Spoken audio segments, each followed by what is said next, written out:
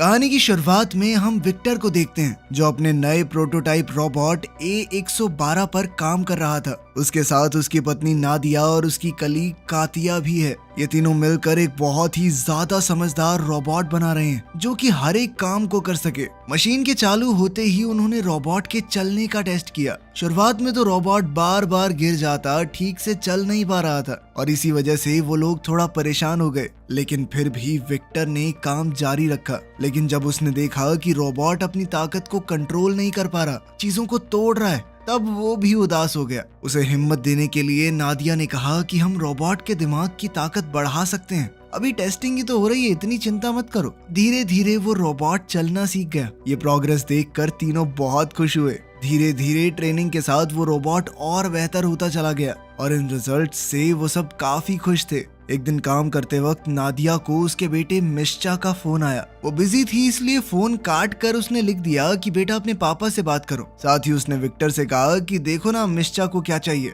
जब विक्टर ने अपने बेटे को फोन किया तो वो कहने लगा कि पापा मुझे स्कूल से ले जाओ, मेरा मन नहीं लगता यहाँ पे, और ये मैथ्स वैथ्स तो छोड़ ही रहा हूँ मैं। विक्टर ने उसे डांटते हुए कहा कि बहाने बनाना बंद कर और पढ़ाई पे ध्यान दे, समझा? 2 रैप्टों में सीधा कर दूंगा तुझे। ये सुनकर मिश्चा नाराज हो गया और फोन काट दिया। तभी कुछ शैतान बच्चे वहाँ पर आए और उसका मजाक उड़ाने लगे। गुस्से में मिश्चा क्लास में गया और अपनी टीचर से पूछा, मैं आर्टिस्ट बनना चाहता हूँ, उसके लिए मैथ की जरूरत है? इस पर टीचर ने कहा कि हाँ जरूरत है। साथ ही उसने एग्जाम्पल दिया कि लियोनार्डो डिविंची को देख लो, उसने पेंटिंग बनाने से पहले इंजीनियरिंग की थी, बहुत से प्रोटोटाइप मॉडल्स बनाए थे उसने। ये सुनकर मिश्चा और चिढ़ गया। कुछ घंटे बाद टीचर ने सबका होमवर्क इकट्ठा किया। मिश्चा ने किसी भी सवाल का जवाब नहीं लिखा था, सिर्फ पूरे पेज पर ड्राइंग्स बनाई हुई थी। टीचर ने उसकी ड्राइंग की तारीफ की लेकिन कहा कि ये मैथ्स की क्लास है और उसे इस टेस्ट में फेल कर दिया।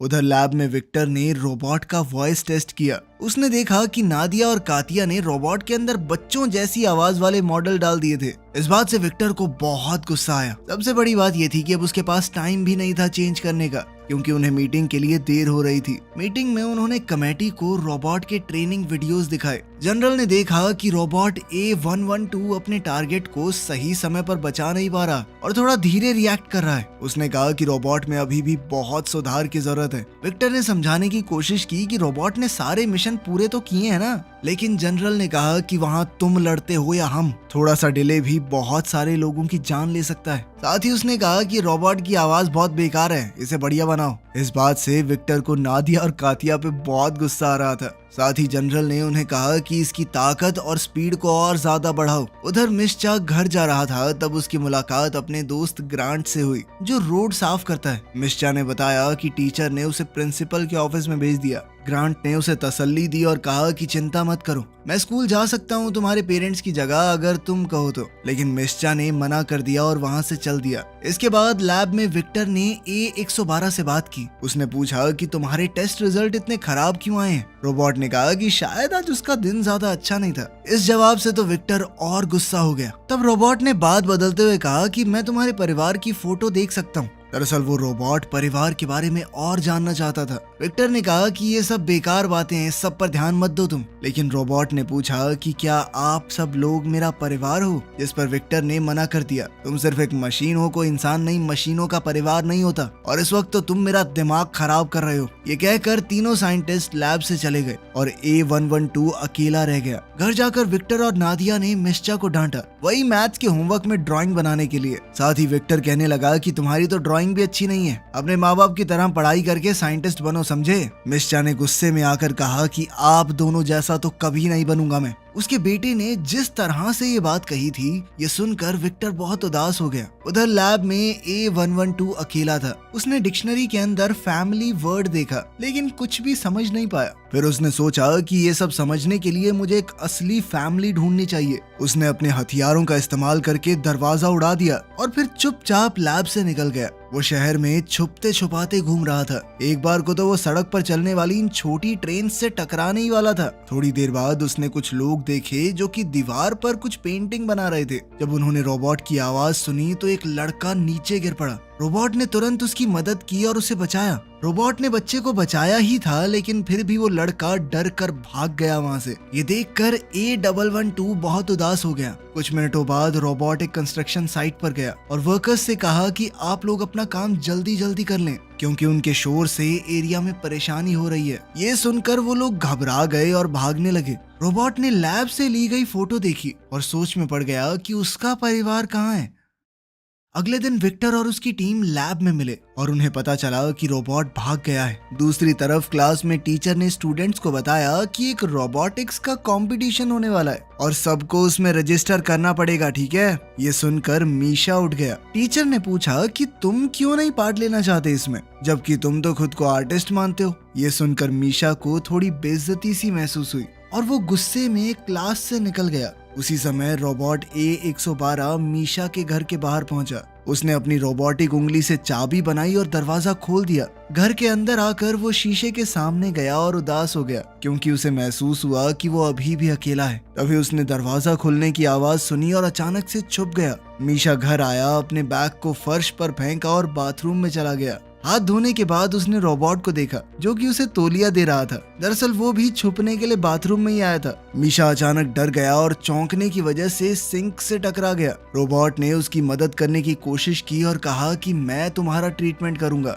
मीशा भागते हुए अपने कमरे में गया और बेड पे चढ़ गया। रोबोट ने कहा कि मैं तुम्हें चोट नहीं पहुंचाऊंगा, मैं तो बस मदद करने आया हूँ। जब उसने देखा कि लड़का ठीक है तो वो शांत हो गया और उसने कहा कि मेरा नाम है A112, एक मल्टी फंक्शनल रेस्क्यू रोबोट। उसने मीशा को सब कुछ बताया कि कैसे वो घर के अंदर घुसा, अपनी उंगली से चाबी बना के, फिर अपने अलग अलग वॉइस मॉडल दिखाए। उसकी अलग अलग आवाजें सुनकर मीशा थोड़ा हंस पड़ा। थोड़ी देर बाद रोबोट कहने लगा कि मैं एक परिवार ढूंढ रहा हूँ, मैं समझना चाहता हूँ कि एक फैमिली क्या होती है। उसने लैब से ली हुई वो फोटो भी दिखाई। मीशा उदास हो गया और कहने लगा कि ये कोई असली परिवार नहीं है। मेरे माँ बाप विक्टर और कातिया सिर्फ अपने बारे में सोचते हैं। रोबोट ने कहा कि मुझे भी आजकल वैसा ही लग रहा है, क्योंकि मैं इतना नाकारा हूँ, अपने बनाने वाले को भी खुश नहीं कर पा रहा। ये सुनकर मीशा ने रोबोट को हौसला दिया कि ऐसा कुछ नहीं है, मुझे तो खुश कर दिया ना तुमने। चलो आज से हम दोस्त हैं और तुम्हें मैं रॉबी कहकर बुलाऊंगा। अपना अलग सा नाम सुनकर रोबोट बहुत खुश हो गया। उधर लैब में जनरल ओलेग ने साइंटिस्टों से मीटिंग की और गुस्सा होकर कहा कि A112 भाग गया है, वो जल्द ही सबके लिए खतरा बन सकता है, उसके अंदर बहुत खतरनाक हथियार हैं। जब विक्टर ने देखा कि उसके परिवार की फोटो गायब है तो उसने सोचा कि घर जाके चेक करूंगा एक बार। इस वक्त घर में मीशा और रॉबी टीवी देख रहे थे। जैसे ही विक्टर आया, रोबोट छुप गया। विक्टर ने पूरा घर चेक किया, लेकिन उसे कुछ नहीं मिला। जैसे ही वो गया, मीशा ने रॉबी को अपना कंप्यूटर दिया ताकि वो और चीजें सीख सके। रॉबी ने मिनटों में बहुत सारी चीजें पढ़ डाली। फिर मीशा उसे अपने दोस्त ग्रैंट के काम करने की जगह पर ले गया, जहाँ पर वो अपनी आर्ट बनाता था। रॉबी ने ड्राइंग्स देखे और पूछा कि ये बिल्कुल सिमेट्रिकल क्यों नहीं है, लेकिन मीशा ने कहा कि आर्ट को किसी सिमेट्री की जरूरत नहीं होती, बस उसमें खूबसूरती होनी चाहिए। फिर वो रॉबी को खिड़की के पास ले गया और दोनों ने सनसेट देखा। इस नज़ारे को देखकर रॉबी बहुत खुश हुआ। उसने कहा कि देखो, कल तुम्हें छुपकर रहना पड़ेगा, मुझे कल स्कूल जाना है। अब रॉबी वर्कशॉप में अकेला रह गया और मीशा ने उसे एक पेन दे दिया ताकि वो ड्राइंग कर सके।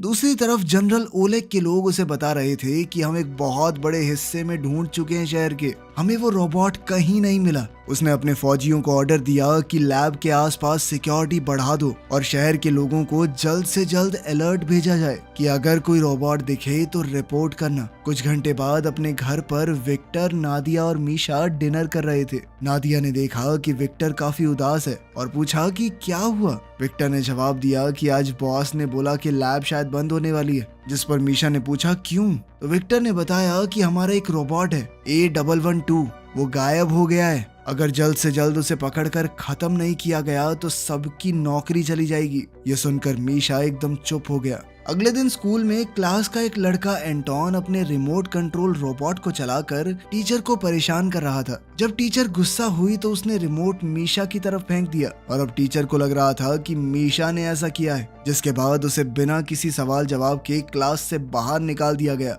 थोड़ी देर बाद स्पोर्ट्स क्लास में मीशा एंटोन के पास गया। एंटोन फिर से उसकी बेइज्जती करने लगा, लेकिन अब मीशा की बस हो चुकी थी। उसने एंटोन को पकड़कर नीचे गिरा लिया। मेरा नाम क्यों लगाया बे तूने, हाँ बता। तभी जिम टीचर दौड़ कर आया और दोनों को अलग किया। मीशा गुस्से में क्लास से निकल गया और सीधा वर्कशॉप पहुंचा। वहाँ उसने देखा कि रॉबी और ग्रांट तो पत्ते खेल रहे हैं और दोनों अब अच्छे दोस्त बन चुके थे। मीशा के चेहरे पर परेशानी देखकर रोबोट ने पूछा, क्या हुआ? मीशा ने बताया कि तुम्हारे पीछे बहुत ज्यादा फौज पड़ी है। ऑर्डर ये है कि तुम्हें ढूंढकर किसी भी तरह से खत्म कर दिया जाए। इसी बात का हिसाब लगाकर मीशा ने कहा कि रॉबी तुम्हें शहर से दूर चले जाओ। तब ग्रांट ने बताया कि जंगल का एक हिस्सा है, वहाँ कोई नहीं जाता क्योंकि कुछ वक्त पहले वहाँ बहुत भयानक आग लगी थी। ये सुनकर मीशा ने रॉबी से कहा कि तुम्हें वहाँ जाकर आग बुझाने की कोशिश करनी चाहिए। इससे सबको ऐसा लगेगा कि तुम अच्छे हो, इंसानों की मदद करना चाहते हो। ये आइडिया सुनकर तीनों खुश हो गए।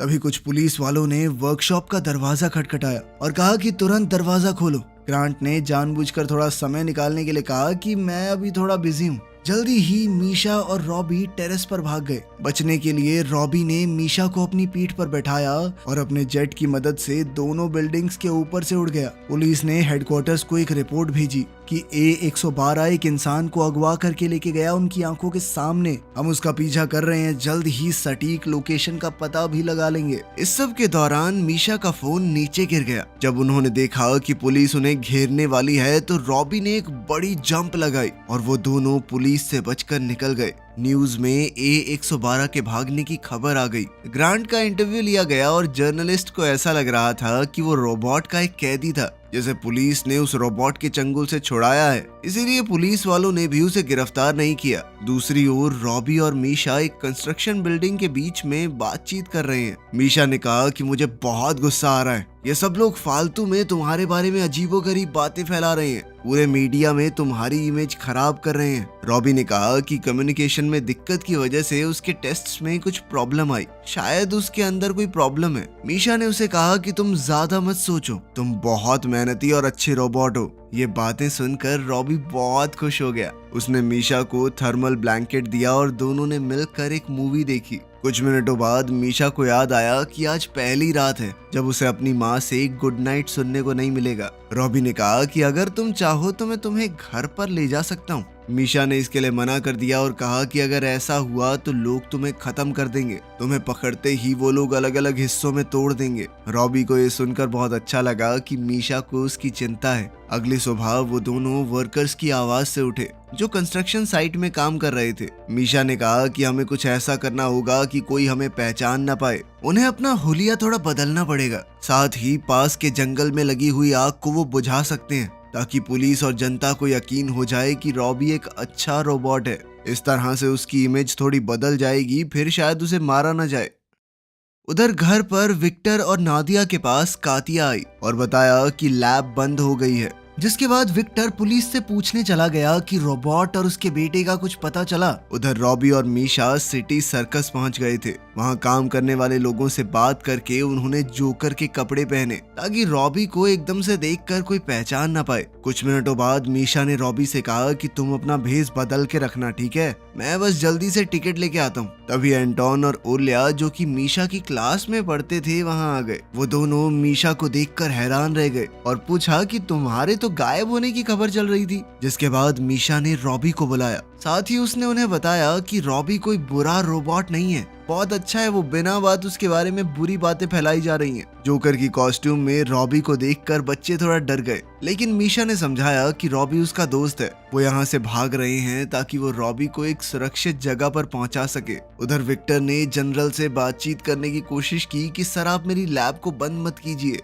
लेकिन जनरल ने कहा कि मैं फैसला कर चुका हूँ और वो रोबोट भी जहां मुझे मिलेगा उसे वहीं खत्म कर दूंगा मैं। निराश होकर विक्टर वहां से चल दिया। वो समझ गया था कि इस आदमी के साथ बातचीत करके कोई फायदा नहीं होगा, लेकिन अपने सबसे बड़े प्रोजेक्ट को फेल होता देखकर उसे बहुत बुरा महसूस हो रहा था। तब मीशा ने अपने साथियों से कहा कि तुम लोग रॉबी के साथ रहना, तब तक मैं बस की टिकट खरीद के आता हूँ। हमें पास वाले जंगल में जाकर आग बुझानी है ताकि रॉबी का नाम साफ हो सके। साथ ही उसने उन दोनों से ये भी वादा लिया कि वो किसी को नहीं बताएंगे। उन दोनों ने मीशा से वादा किया, लेकिन जैसे ही मीशा वहां से गया, एंटोन ने रॉबी से पूछा कि क्या तुम सच में वो जबरदस्त करतब कर सकते हो या वो सब भी झूठ था न्यूज में। ये सुनकर रॉबी एक्साइटेड हो गया और जोकर की कॉस्ट्यूम उतार कर मीशा के सामने अपने करतब दिखाने लगा। मीशा ने अपना फोन निकाला और रिकॉर्ड करने लगा। ये देखकर ओलिया गुस्सा हो गई। एंटोन ने कहा कि मुझे इस बात से कोई फर्क नहीं पड़ता कि ये रोबोट जिंदा रहे या मरे,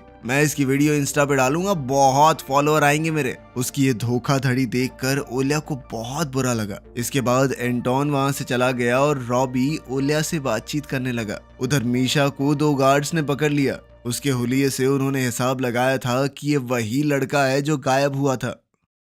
कुछ मिनटों बाद विक्टर को पुलिस स्टेशन से एक फोन आया। अब उसकी जान में जान आई थी कि चलो मेरा बेटा तो ठीक है, पुलिस को मिल चुका है वो। उधर एंटोन ने सच में वो सारी वीडियोस सोशल मीडिया पर डाल दी और धीरे धीरे वो वायरल वीडियोस जनरल की टीम तक भी पहुंच गई। उन्होंने फैसला किया कि वो इस बच्चे के पास जाकर उससे पूछताछ करेंगे। पुलिस स्टेशन में विक्टर ने अपने बेटे से मुलाकात की। उसने अपने बेटे को देखते ही गले लगा लिया और पूछा कि तुम अब तक क्या कर रहे थे?